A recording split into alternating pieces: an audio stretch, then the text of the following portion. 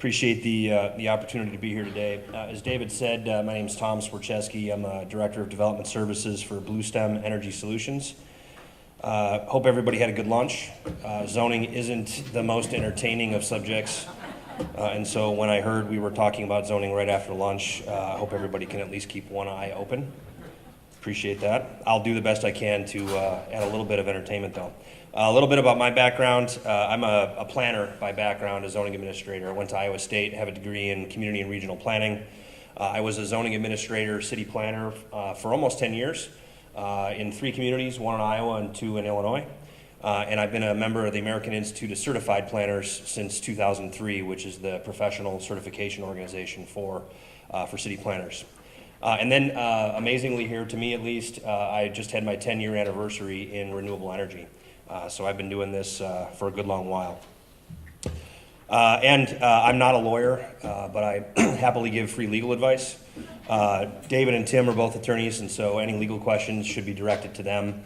I'm going to talk today more about sort of the practical side of zoning, not really about individual regulations necessarily, but about the process, what concerns developers have, what you need to be looking for, words of advice, those kinds of things.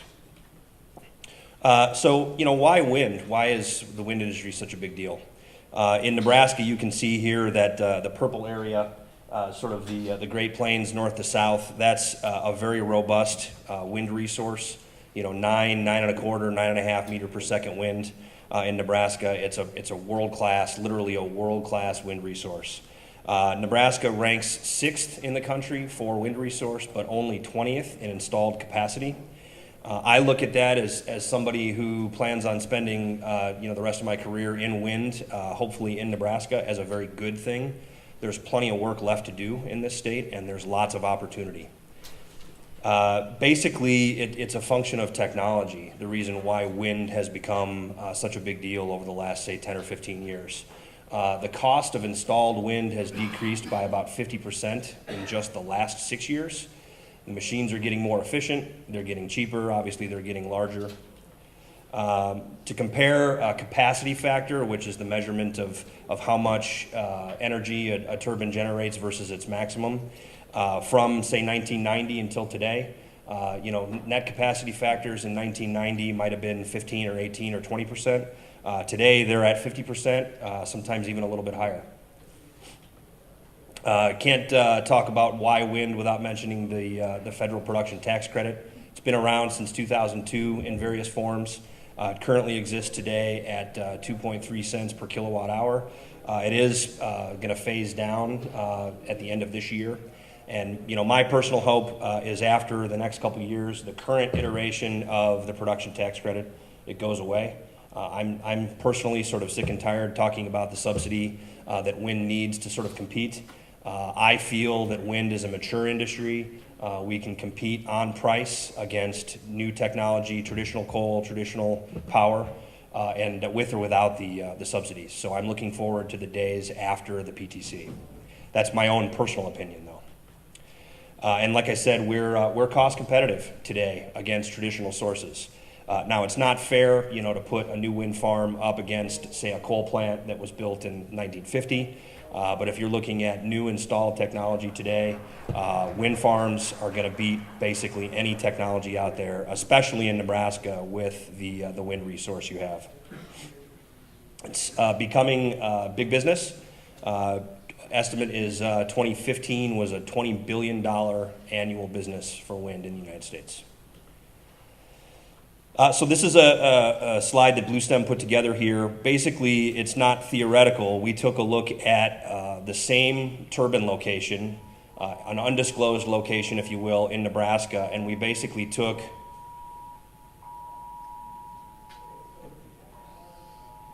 bear with us for a second here. We took a look at a turbine location, and we applied sort of the best turbine technology of that day, and we ran a wind analysis to take a look at capacity factors and energy generation. And so in 1995, we took the best turbine of that day, and the site that we chose at random had about a 17.9% capacity factor and only generated 972,000 kilowatt hours of energy. So as you can see through the years, the turbines increase in size, the rotor diameters get larger, that's where most of the efficiencies are gained. And you get to 2015, which really would be a modern turbine. Again, the exact same dot on a map. You're looking at a 46.2% capacity factor, much larger machine. And you're generating 7.3 million kilowatt hours. So 6.5 million more kilowatt hours of energy at the same location from a turbine that might have been installed there in 1995. So the industry has really come a long way, and we've really gotten to the point where the machines are competitive and efficient. So I wanted to talk a little bit about zoning's role in the overall development process. These things, these large wind farms, say 100 megawatt wind farms, they take a while to develop. It's not getting any easier by any means. Basically, there are 5 phases of development, I'll say, and this is really sort of at a higher level. Project origination, we're looking for a new site, and we want to try and find the sweet spot where we've got a good wind resource with willing landowners and a willing host community and available interconnection. That's sort of like a 3-legged stool, if you will. Without those 3 things, you really don't have, you don't have a project, or at least it's going to be very difficult to develop a project. And then, of course, we're always looking for an early read on, permitting, power purchase agreement, which is critical, construction, those kinds of things. And in that early origination, stage project, you might spend a year or maybe even more, and a couple $100,000 just to get to the point to decide whether or not you've got a project. Sort of phase 2 here would be like an early stage development, and this is really the phase of the project where you're leasing the land. In phase 1, you start and you've got a target area that you might be focused on. Phase 2, now you're talking with the landowners, you're negotiating a land lease, and you're figuring out which parcels of land are actually going to be in the project. And again, at a high level, obviously there's some variability here, but you could easily spend a year or 2 in this phase. $500,000, would be no problem to spend that much. You're also, putting up met towers, studying the wind, doing fatal flaw analysis for any of your permits, looking out for problematic issues, bald eagles, whooping cranes, Indiana bats, all those kinds of different things. Stage 3, this is sort of the heart of the development process. Again, another year or 2, easily $1 million, it could be $3, $4, $5 million if it's a tougher site. You're finishing up your wind analysis. You've probably got a lot of folks, engineers, surveyors in the fields doing work, making sure that the locations are viable. You're generating a preliminary turbine layout with the host landowners. And probably most importantly here, this is where the zoning part of it comes into play. For my way of thinking, in my experience, submitting for a zoning application is an indicator of the seriousness of a project. I'm not in the business of wasting people's time. It's expensive, time-consuming, and there's a lot to do in putting a zoning application together. And so if I'm submitting on a project for zoning, it means that we believe there's a good chance that the project's actually going to move forward and get built. Next thing that you really need to sort of move forward is that all-important power purchase agreement. Any more projects don't get all that far in the development process without having a contract, somebody to buy the power. And so that's a critical element. Once you've got a PPA, you're really sort of on a construction schedule, and you're starting to do those end stage activities, final engineering design, lots of survey work, basically the stuff that is really expensive, millions of dollars typically, and is going to result in construction commencement on a project, probably the next spring, the next construction season. And then construction, that typically takes about a year. But if you run through these first 4 items and you add up sort of the number of years and the amount of money here, before you even turn a shovel, before you know you can even build a project. I mean, you could easily spend 4 or 5 years, sometimes a lot more, or $3, $4, $5, $6 million. Again, sometimes a lot more. Project I have been working on for most of my career in Illinois just had its, I think it was its 11-year anniversary, and is not yet under construction. So it'll be, it's gonna go under construction, at least I'm pretty sure. Next spring, it's always next spring, but it'll have been under development for 12 years before it actually gets built. So fingers crossed.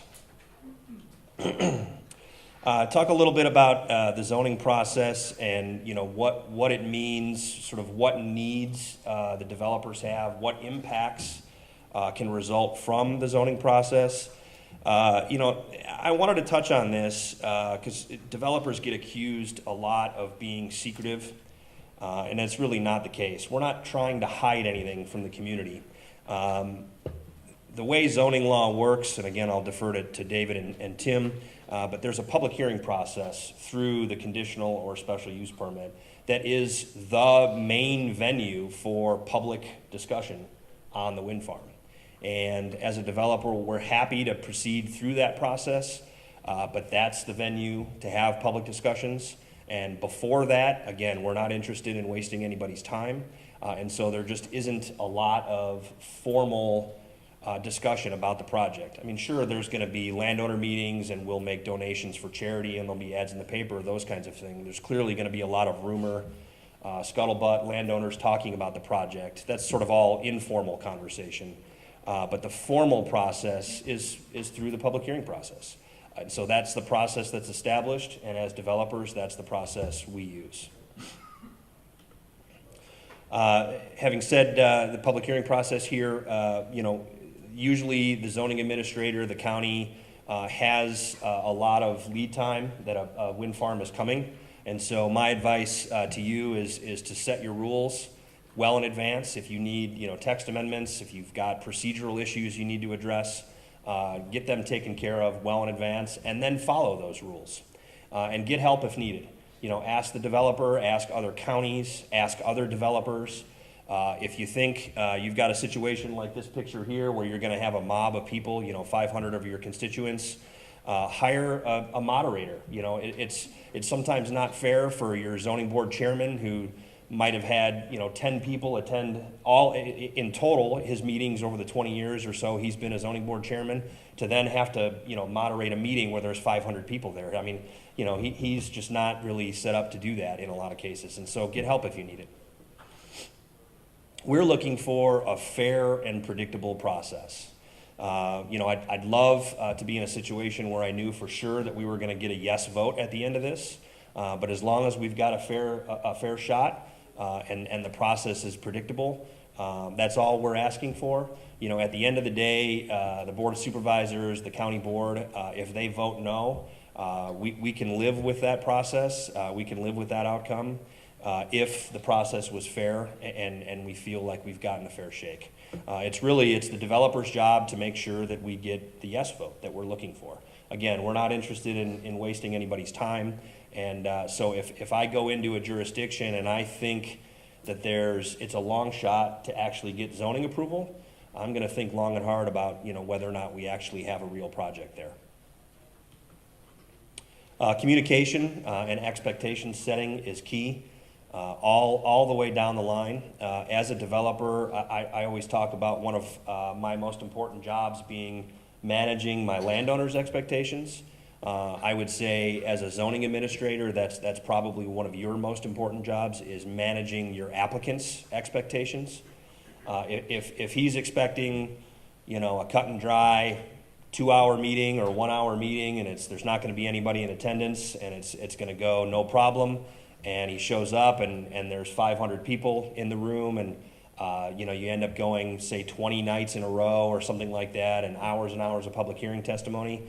And you knew it ahead of time, it's really not fair, to the applicant. And again, we're not interested in wasting people's time, and we hope that other people aren't interested in wasting our time as well. I want to run through here quickly, choosing the turbine locations. We start with the project footprint, the leased land, where our landowners want the turbines, and ultimately we end up with dots on a map is really what a turbine layout looks like. We take the leased area and then we basically apply all of the setbacks. And we end up with a little blobs sort of in the middle of the farm fields that's called buildable area. And within those areas, we try and put the most efficient array possible together. And the major factors we use, generally in priority order, would be the landowner's wishes, both in terms of where the turbines are located, but also the access roads. It's a tough pill to swallow for the farmers. I understand that these are always out in the middle of the farm fields. Unfortunately, I haven't found a way to be able to put wind turbines in the fence lines. But if somebody has, a good case study of how that works, I'd be all ears.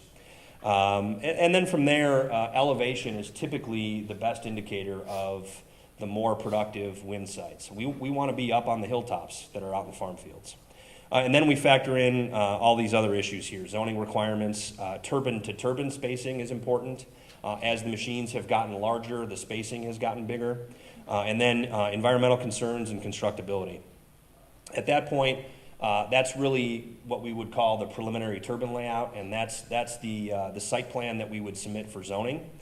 And really, the permitting process is simply removing the risk associated with those locations and turning the preliminary turbine layout into a final turbine layout. And because we're spending all that time and all that money on those turbine locations, it gets tougher the further into the process to shift the locations. And unfortunately, if we've got a problem turbine location or two, typically our only remedy would be to actually remove the location, because shifting it, say even just 500 feet might not work for a whole host of reasons at various permit levels, at the local level, but also at the state and maybe even the federal level. I want to touch a little bit on the various sizes of projects. One size definitely doesn't fit all. Most zoning ordinances have sort of a two-tiered regulation situation where you've got small projects, which might be, say, a 20 kW or a 50 kW turbine that might be used for a private farm to run their grain bins or whatever they need. And then they've got the standards for the large wind farms that might be 100 megawatts. What I think some counties may look to in the future is establishing sort of a medium standard where you've got, say, still one turbine. It's still probably a private situation, but it might be on a very large farm, for example, or it might be at a small rural, like machine shop or that kind of a thing. And it's sort of that, it's not a 2 megawatt machine, it's not a 500 foot tall machine, but it might be, say, a 750 kW machine that's 200 or 250 feet tall. And I say that, I have sort of real world example. I have one of my old projects in Illinois. A landowner wanted to install a 60 kW turbine. The zoning ordinance had this two-tiered standard, and the threshold was at 50 kW. He wanted to do 60, and so rather than just settling for a 50 kW machine, he wanted to submit for a 60 kW machine, and he had to go through the large wind farm process. This was a very bureaucratic county, and it took him a little over 9 months and cost him an additional $20,000 on a project that might only cost $100,000. And so it was extremely burdensome. He did ultimately end up getting the turbine approved, but I know the company that builds those turbines, even though their salesperson lives in that county, they're no longer doing business in that county. And so if that county had this medium threshold, that might have been able to make things a little bit simpler. So a few words of advice here, and again, it's really directed sort of towards the communities that host these projects, the zoning administrators, the board of supervisors folks. I know not everybody is supportive of these projects. I get it. Obviously, I'm an advocate. This is what I do for a living. I think they're great. Wind is here and it's viable, and I contend that your zoning ordinance and your zoning process isn't the best tool that you have to stop wind developments. We don't appreciate being treated unfairly. God forbid there's, something illegal that happens. But if your community has a great wind site, chances are eventually it will get developed. That's really just a fact of life. Remember too that the host landowners that are part of the project are just as involved in the project as I am as the project developer. I may be the face of the project. I'm the one going in front of your county board. If you have, an opposition group, they may be looking to me as the bad guy. But I represent 50 or 80 or 100 families that are your neighbors, right? They're your voters. They're your friends. And so let's always remember that although there may be a small vocal group of objectors, the silent majority typically is supportive of the project. And those folks, they don't want to cause problems. They want to be a part of the project, and they're not really going to go out and support the project nearly as vocally as folks that are against the project. This is one of the only instances around that's actual real rural economic development. If you watch, say, the Omaha World Herald, or you're watching CNN and they talk about, rural economic development, they're usually talking about the small towns, 5,000, 10,000 population towns. These projects are actually out in farm country. And so it's one of the few things outside of farmland, farming, that these landowners can benefit from an economic development perspective. Application fees, maybe not all developers, even in the room, will agree with me, but I feel that these projects are an imposition on your county and your staff. There's no way that you have the expertise necessary in-house on staff to be able to do the reviews necessary to make sure these projects will fit into your community. So charge application fees. Your zoning administrator is going to be spending probably hundreds of hours at least on a big wind farm. Hire roads experts, hire noise experts, hire a civil engineer if you need to. And again, as long as it's reasonable, the applicant, if they're a good developer, they should be willing to pay that cost. And again, communication is key. A couple tidbits here on regulation and process. I hope I'm not running long here. The entire zoning ordinance applies. I had a situation where an applicant's attorney actually stated in a public hearing that in the entire zoning ordinance, only the zoning regulations applied, and the findings of fact standards, the variation standards, and the conditional use permit standards didn't apply.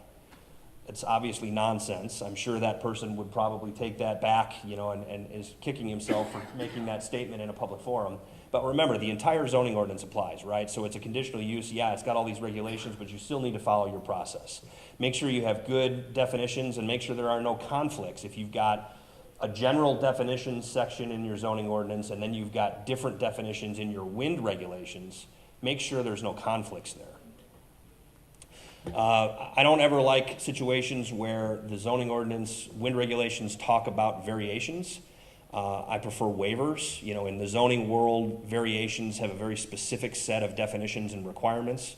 Waivers to property line setbacks are a fact of life. I don't think there's really ever been a wind farm anywhere that met every single setback requirement.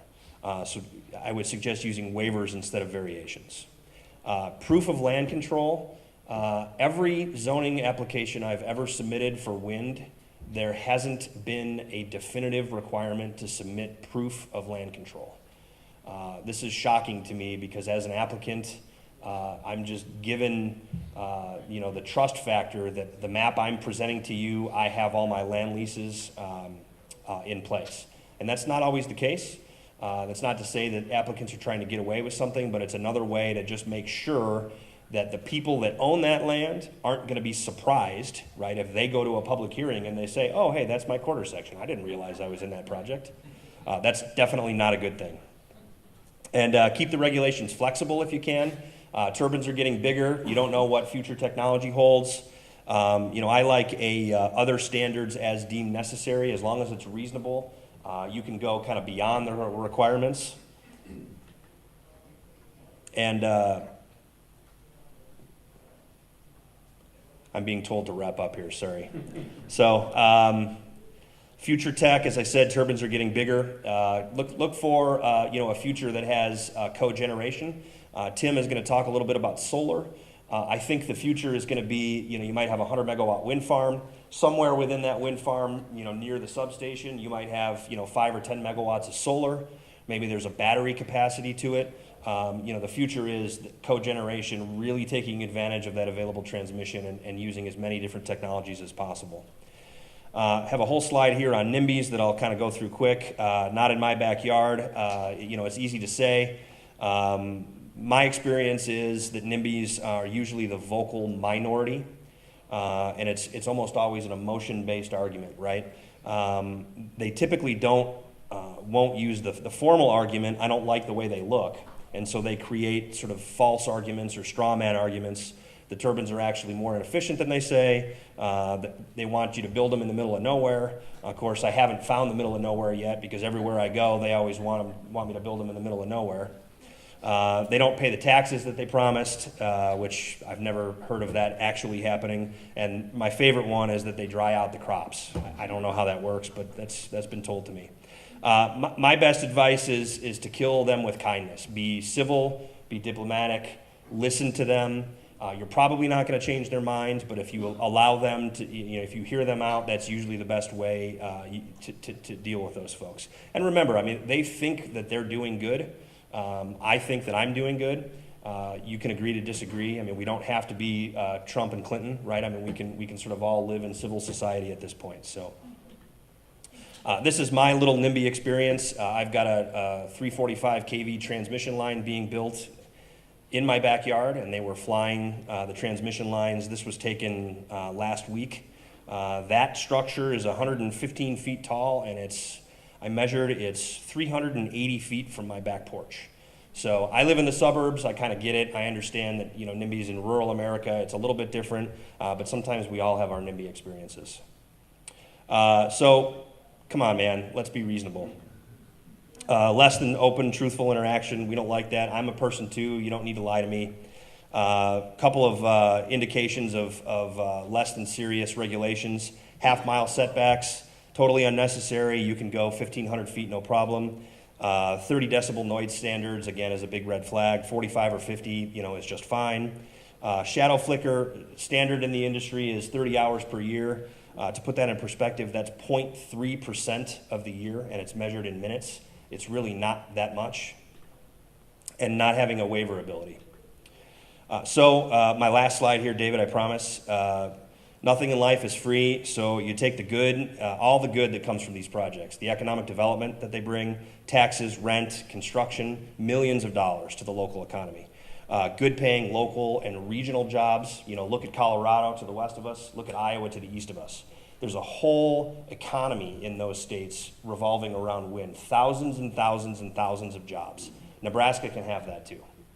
Help with energy independence. Every kilowatt hour we generate here is one less kilowatt hour we need to get from the Middle East or from other parts of the world.